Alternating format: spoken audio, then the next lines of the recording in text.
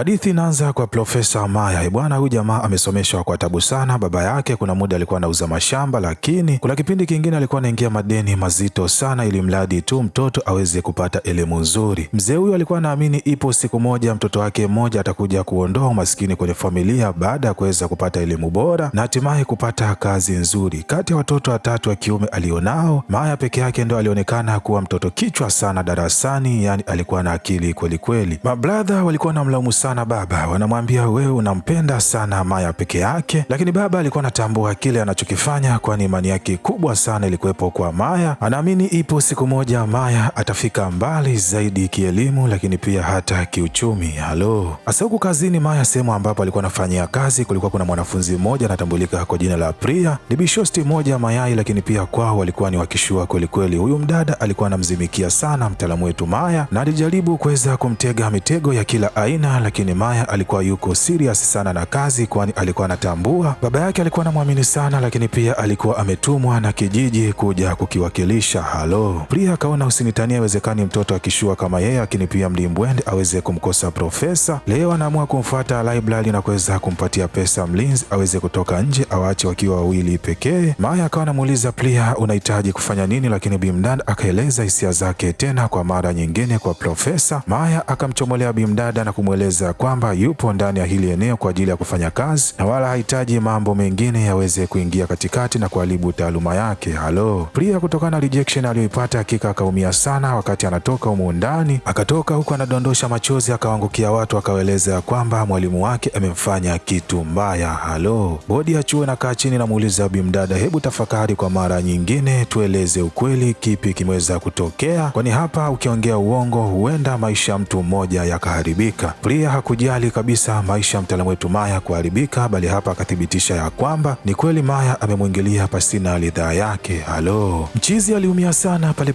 akapata ugonjwa wa kushtuka, machozi akawa anamtoka ya maumivu makali, kwani anatambua hapa ameiangusha familia nzima, lakini pia jamii nzima. Halo. Hakika kuna watu wana roho mbaya, lakini pia hawana huruma hata kidogo. Huu ni ubinafsi wa aina nyingine. Baba pamoja na rafiki yake na Maya waliumia sana, kwani walitambua kijana wao amesingiziwa, na kama jinsi unavyoelewa bwana, kesi kama hizi kwenye jamii unapoteza kabisa thamani, lakini pia uwezekano wa kupata kazi sehemu nyingine huwa ni mdogo sana. Kwa ujumla maisha ya Maya kwa sasa akawa ni magumu sana, akawa ni mtu wa kulia kila wakati, lakini pia hata chakula kilikuwa kipandi. Leo baba yake anamweka chini, anamweleza kijana wangu, sikate tamaa, kwani mimi lengo la kukupeleka shuleni ni ili wewe uje utengeneze kizazi cha watoto ambao watakuwa ni wasomi, usije ukatengeneza kizazi cha wakulima kama mimi. Natamani sana ndani ya familia yetu tuje kuwa na wasomi na wala sio wakulima pekee. Maya aliendelea kuumia sana kutokana na haya maneno kutoka kwa baba yake, lakini leo rafiki yake anamfuata, anamweleza kuna mtu mmoja na connection na waziri, hivyo twende tukamuone, huenda akatusaidia kupata kazi kwenye chuo kingine. Maya anafika kwa huyu chawa, lakini anaelezwa inahitajika pesa ili yeye akapigiwe debe kwa waziri. Anarudi kwa baba yake na kumpashia hizi habari. Mzee baada ya kutambua kwamba kuna uwezekano mwingine wa kijana wake kuweza kupata kazi sehemu nyingine, anarudi kwa wanakijiji kwenda kukopa pesa, lakini kwa kuwa alikuwa anadaiwa kiwango kikubwa sana cha pesa, wadau hawa wanakataa kabisa kumpatia kiwango hiki cha pesa. Mzee anaamua kupiga magoti ili mradi tu aweze kupatiwa pesa zitakazomsaidia kijana wake kurudisha heshima ambayo alikuwa ameipoteza. Wanakijiji wanafanikiwa kumpatia hizi pesa, zinafika mpaka kwa chawa na chawa hatimaye anazifikisha mpaka kwa waziri, lakini siku chache baadaye mshikaji anakuja kupata taarifa ya kwamba waziri amepoteza maisha. Halo. Ule msemo unaosema ya kwamba ng'ombe wa maskini hazai, nadhani ulianzia kwenye maisha ya Maya. Kijana karudi kwa baba yake analia sana mpaka anapiga magoti la mzee. Baada ya kuzipata hizi taarifa, hakika kitambaa kilimdondoka kichwani, anaumia sana, anajiuliza ataongea nini kwa majirani wake ambao alijiaminisha kwamba heshima ya mwanaye inarudi. Mzee huyu yaibu pamoja na mateso ambayo mwanaye alikuwa anayapitia akashindwa kabisa ya kuyavumilia, leo akaamua kuchukua jukumu la kuondoa uhai wake. Halo. Maya aliumia sana, lakini kaka zake wakamfukuza ndani ya hili eneo, akiamini kabisa ya kwamba mshikaji ndio sababu mpaka familia yao imekuwa na madeni kila kona. Maya anaondoka na kwenda kuanza maisha mengine na rafiki yake ambaye alikuwa anaishi pamoja na babu yake. Maisha ndani ya hili eneo hayakuwa mepesi kwa Maya, kwani muda wote alikuwa anadondosha machozi, haamini kile kilichomkuta kwenye maisha yake. Leo anaingia barabarani, anachukua jukumu zito sana, kwani anaona mwanga kuendelea na maisha mbeleni ulikuwa umezimika bwana. Lakini ghafla ghafla, akiwa anaamini kabisa dereva wa traki atafanya manuva ili aweze kumzoa na kuweza kukatisha maisha yake. Bwana akasikia mlio mmoja ulikuwa ni hatari sana. Muungwana baada ya kugeuka kuamini macho yake, ile traki ilimkwepa na kwenda kulivaa gari dogo. Anafika na kutana na waungwana bwana, sijui alikuwa ametoka harusini, maana kuna bimdada ambaye alikuwa kavaa cheni za dhahabu za kutosha, lakini pia kulikuwa kuna maokoto ya kutosha. Maya anasikia mwanamama anasema anahitaji maji ya kunywa. Maya anaenda kuchukua. Baada ya kurudi anakuta mwanamama tayari alishavuta pumzi ya mwisho. Maya akaamua kuondoka na vitu vya thamani mpaka kwa mshikaji wake na kwenda kumwelezea, japokuwa yeye alikuwa analia sana, kwani alikuwa anaamini kitu alichokifanya kilikuwa sio cha kiungwana, lakini rafiki yake anamweleza kwamba usijali mwanangu, kitu ulichokifanya sio kibaya. Halo, basi bwana, hawa watu wawili ndio ikawa michezo yao ya kutembea barabarani wakati wa usiku, na endapo akikutana na mtu yoyote akiwa kapata ajali, basi wao walikuwa wanafanya kazi ya kwenda kuchukua vitu vya thamani pekee. Hii ni kitu iliyowafanya watu hawa kuwa na pesa za kutosha, ikampelekea mpaka Maya kurudi tena kijijini kwa wale watu ambao walimdhalilisha baba yake na kumweleza kwamba apige magoti ili waweze kumpatia mkopo. Leo anawaeleza kwamba kwa mtu ambaye alikuwa anamdai baba yake pesa, akihitaji kulipwa mara 3, basi aje ampigie magoti Maya. Halo, asikwambie mtu, watu walikuwa na uchu sana na pesa. Wengi wazee walienda kumpigia magoti huyu kijana, wakapatiwa pesa mara 3 zaidi ya zile ambazo walikuwa wanamdai baba yake na Maya. Mchizi ya kuishia hapa, akaamua kununua bonge moja la jumba ambalo akawa anaishi yeye pamoja na rafiki yake. Kimtindo Maya hapa maisha akawa kayapatia, japokuwa pesa zake alikuwa anazipata kwa namna ya ajabu, yeye hakujali kabisa. Bwana, upande wa pili tunakutana bimdada mmoja anatambulika kwa jina la Mira. Leo baada ya kwenda hospitalini, anaelezwa na daktari ya kwamba hatakuwa na uwezo wa kusafiri umbali mrefu, na hii ni kutokana na mimba changa alionayo tumboni. Bimdada baada ya kufika nyumbani, kwa kuwa alikuwa na safari yeye pamoja na kijana wake mmoja alikuwa anatambulika kwa jina la Kevin, ikabidi Mira abaki nyumbani Kevin pamoja na baba yake waweze kusafiri kwa kutumia gari kuelekea mji mwingine. Muda huu ulikuwa ni wakati wa usiku na walikuwa katika highway. Gari ilikuwa ni spidi kwelikweli, lakini upande wa pili wa barabara kulikuwa kuna mfanyabiashara mmoja, naye alikuwa anasafiri na gari wakati huu wa usiku, lakini pia alikuwa anaongea na mwanaye ambaye alikuwepo Marekani. Mzee ghafla anaona kuna pikipiki mbili zinapita pembeni yake, lakini pia zikaanza kumchezea michezo ya ajabu, kitu ambacho kikampelekea mzee huyu gari lake kuhama barabara na kwenda kugonga gari ambalo ndani yake alikuwemo Kevin pamoja na baba yake. Halo, Mira baada ya kuzipata hizi taarifa alilia kwa uchungu mkubwa sana, akashindwa kabisa kuyavumilia haya maumivu, akampelekea kuzimia. Baada ya kuamka, bimdada anaelezwa kwamba hata ujauzito aliokuwa nao tumboni umeweza kutoka. Halo, Mira baada ya kupata nafuu, yeye pamoja na shosti yake Uma wakaelekea mpaka katika eneo ambalo mume wake aliweza kupata ajali. Baada ya kufika hapa, bimdada alilia sana, akaamua kuweka ua, lakini pia akafanikiwa kuokota binokla ambayo ilikuwa inatumiwa na kijana wake Kevin kipindi ambacho alikuwa anahitaji kuondoka. Ghafla gari lao linagoma kuondoka, lakini wakapata msaada kutoka kwa msichana mmoja ambaye alikuwa ni mkazi wa hili eneo, ambaye anafanikiwa kuwachukua na kuwapeleka mpaka sehemu ambayo alikuwa anaishi yeye pamoja na wazazi wake. Walipokuwa hapa wakati wa jioni, wakaelezwa kwamba inabidi waondoke siku ya kesho asubuhi, lakini bimdada akasikia pia mzee wa hili eneo akisema ya kwamba bwana, hii barabara siku hizi ina ajali za kutosha, familia nyingi sana zimepoteza wapendwa wao ndani ya hii barabara, kitu ambacho kinatupelekea mpaka sisi kuanza kuwa na wasiwasi. Mira wakati wa usiku, kipindi ambacho alikuwa kalala, akaota ndoto moja ya ajabu sana. Akaona kama vile mme wake pamoja na kijana wake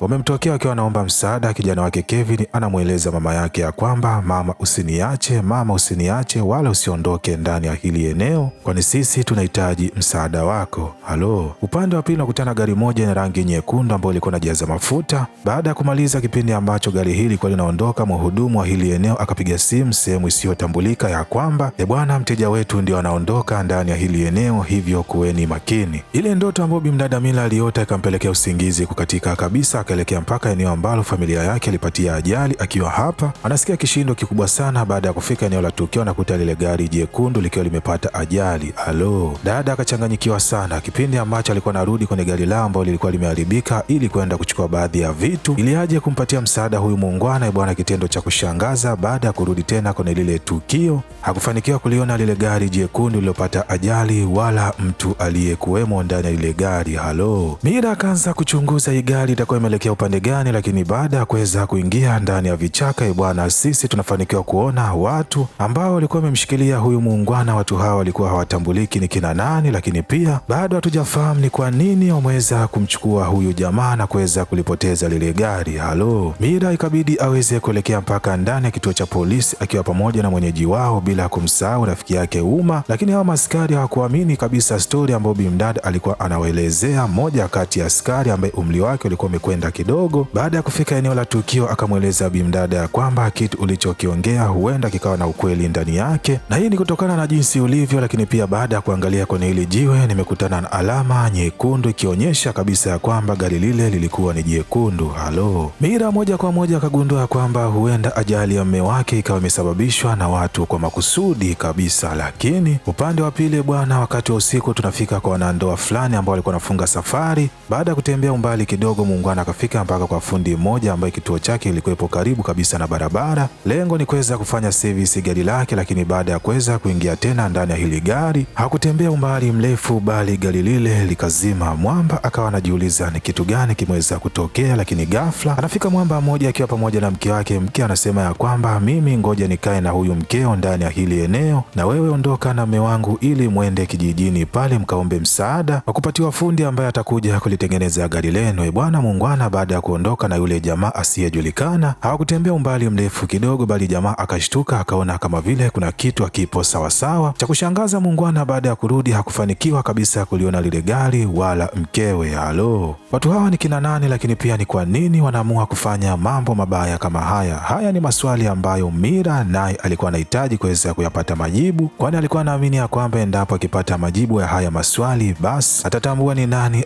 aliyesababisha ajali mpaka familia yake nzima ikateketea. Dada akaanza kufanya uchunguzi, lakini pia hatua yake ya kwanza akakutana na kijana ambaye baba yake ndio alikuwa anaendesha lile gari ambalo lilienda kuigonga gari ambapo ndani yake kulikuwa kuna familia yake. Ripoti zinasema ya kwamba baba yake na huyu kijana alikuwa anaendesha gari akiwa amelewa, lakini kijana anasema ya kwamba baba yake hawezi kabisa akaendesha gari akiwa amelewa, hivyo anadai ya kwamba hizo ni ripoti za uongo. Dada ikabidi aende kukutana na daktari ambaye alifanyia uchunguzi mwili huu mara ya mwisho kabla ya kwenda kuhifadhiwa. Daktari anatoa majibu ya kushangaza sana, anasema ya kwamba mtu huyu hakunywa pombe, lakini ndani ya damu yake ilionekana kuna viashiria vya pombe. Hii inaonyesha kabisa kuna mtu ambaye alicheza faulo. Bimdada pamoja na polisi ikabidi waanze kumfuatilia mtu ambaye alikuwa anafanya kazi ndani ya mogi. Baada ya kuweza kumnasa huyu mwamba na kumfanyia mateso, mshikaji akanyosha maelezo akasema ya kwamba yeye alitumwa kufanya jambo hilo na mtu asiyejulikana. Mtu huyu miezi kadhaa iliyopita alikuwa anamtumia pesa kila mwezi, tena ilikuwa ni pesa ndefu. Mira baada ya kufanya uchunguzi juu ya hii akaunti ambayo ilikuwa anamtumia pesa huyu jamaa bwana, akaja kugundua ilikuwa ni akaunti ya mkulima mmoja pamoja na mfugaji. Baada ya kumfuata huyu mzee akasema ya kwamba yeye hatambui hata hizo pesa zimetoka wapi, kwani hata katika maisha yake hakuwahi kushika pesa ndefu kama hiyo. Lakini akawaelekeza kwamba kuna kijana mmoja ambaye ndiyo hufanya kazi ya kuwafungulia akaunti wakulima wengi ndani ya hili eneo. Mira pamoja na askari polisi ikabidi wamnase huyu jamaa ambaye hufanya hii kazi, na baada ya kumweka mtu kati, jamaa anawaeleza kwamba yeye huwa anaelekezwa tu eneo la kwenda kuchukua kitita cha pesa, kisha anaelekezwa ni akaunti ya mtu gani kwenda kuituma hiyo pesa, na akaunti hizo ambazo huwa anazitumia huwa ni zile ambazo anawafungulia wakulima. Halo, yeye anatambua tu ya kwamba ana akaunti ya benki, lakini pasina kutambua ya kwamba kuna wahalifu wanaoitumia kuendesha mipango yao iweze kwenda barabara. Bwana, huyu jamaa baada ya kuweza kumbana zaidi, wakatambua ni sehemu gani ambapo kwa safari hii pesa zitaenda kutumwa ili aweze kuzisupply kwa watu ambao wao huwa wanafanya nao kazi, na huu ulikuwa ni mtandao mkubwa sana. Dada leo pamoja na askari polisi wanafika eneo la tukio, lakini kwa bahati mbaya wananaswa na kuenda kupelekwa katikati kabisa ya vichaka, na hapa ndipo anakuja kutambua ukweli, kwani leo alifanikiwa kumwona mtu mmoja ambaye alikuwa ni mchumba wa rafiki yake alikuwa anatambulika kwa jina la Uma. Dada alishangaa sana, lakini mshikaji akamweleza ukweli mzima ya kwamba mume wako siku ile ilitokea tu kama bahati mbaya, kwani sisi lengo letu lilikuwa ni ule mzee, lakini mmeo aliweza kujichanganya. Na hapa tunapata kutambua huu ulikuwa ni mtandao mkubwa sana. Huyu jamaa pamoja na mwenzake, bila kusahau hawa walugaluga, wao walikuwa wanafanya kazi chini ya bosi mmoja ambaye alikuwa anatambulika kwa jina la Maya. Halo, hadithi kafupi kanasema ya kwamba Profesa Maya kipindi kile pamoja na rafiki yake huyu, baada ya kuweza kuzipiga pesa ndefu sana kwa kuweza kutembea wakati wa usiku, wakaamua kuanza sasa kuwategeshea vitu watu barabarani ili kuweza kusababisha ajali zitakazowasaidia kwenda kuwapiga saki wale watu na kuweza kuchukua vitu vya thamani ikiwemo dhahabu. Watu hao lengo lao kubwa ilikuwa sio pesa, bali kuchukua dhahabu ambazo wao baadaye walikuwa na kwenda kuziyeyusha na kwenda kuziuza sehemu zingine. Kwa hali hii ilikuwa inawasaidia sana kupata maokoto ya kutosha, na huu ukawa ni mtandao mkubwa sana, kwani hapa akaenda kuwatongoza hawa lugha ambao akaanza kusaidiana, lakini pia akaanza kufanya kazi na watu ambao walikuwa wanafanya kazi kwenye vituo vya mafuta na wengine ambao walikuwa wanafanya kazi kwenye gereji ambazo zilikuwa zinapatikana pembezoni mwa barabara kuu. Halo, huyu jamaa bwana akageuka kuwa mtu mbadi sana, lakini hapa tunaweza tukamlaumu bimdada Priya, kwani bila yeye muungwana kwa sasa angekuwa tu anashika peni pamoja na daftari. Mira akiwa kafungiwa ndani ya hili eneo pamoja na askari polisi, anafika rafiki yake Uma akiwa kashika mguu wa kuku na kufanikiwa kumsaidia. Bimdada huyu anampeleka kwenye nyumba ambayo ilikuwa ni asiri ya hawa waungwana, ambapo ndipo alikuwa anaendesha misheni zao zote, na Uma alifanikiwa kuweza kulijua hili eneo baada ya kuweza kumfuatilia mume wake kwa kipindi kirefu. Bimdada baada ya kufika hapa ndio akafanikiwa kutambua ukweli mzima, lakini pia akafanikiwa kuelewa misheni hawa watu walikuwa na target matajiri pamoja na watu ambao walikuwa wanasafirisha dhahabu kutoka eneo moja kwenda eneo lingine. Watu hawa walikuwa wanasababisha ajali kwa maksudi kabisa, kisha wanasepa na kijiji pamoja na zile dhahabu ambazo wao walikuwa wanazichukua na kwenda kuziuza maeneo mbalimbali duniani. Halo, leo walikuwa na mtageti mmoja kati ya kigogo ambaye alikuwa anasafirisha dhahabu, lakini wakati huu wa usiku bwana, marafiki zake wawili baada ya kumnasa yule kigogo na kumtoa ndani ya gari, wakiamini kabisa ndani ile gari ndimo ambapo kulikuwa kuna dhahabu bwana, kumbe ulikuwa ni mtego wa yule kigogo, anafanikiwa kuweza kuilipua hii gari. Hivyo marafiki zake wawili wa mtaalamu wetu Maya wakapoteza maisha pale pale. Maya akiwa bado haelewi ni kivipi mpango yake imefeli bwana, hapa anapigiwa simu na bimdada Mira na kuelezwa kwamba dhahabu zako ambazo ulikuwa unazitafuta mimi ninazo.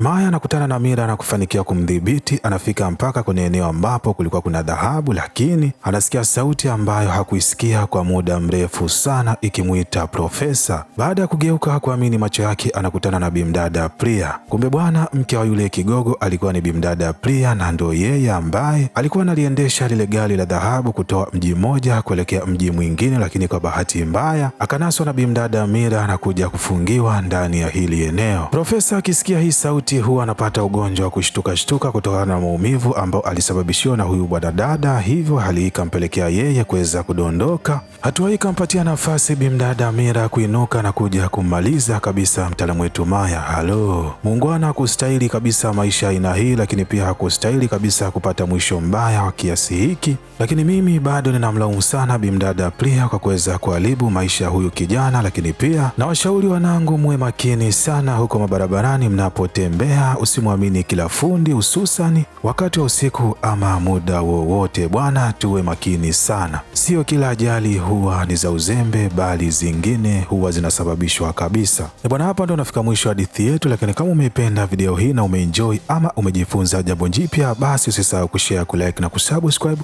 ili kuwa mwanafamilia kupata vigongo vikali vilivyonyooka na kupoa kama hivi kila siku.